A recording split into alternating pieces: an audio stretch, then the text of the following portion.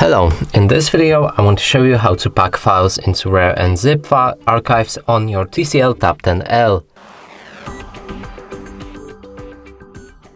So in order to do this, first you'll need to get the RAR app, and we've shown you how to do that in our other video. Now let's open this app.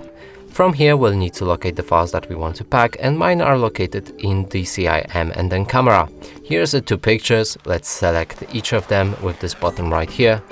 Now click on this arrow pointing up button and click on this plus button, and right here you'll be able to change archiving options.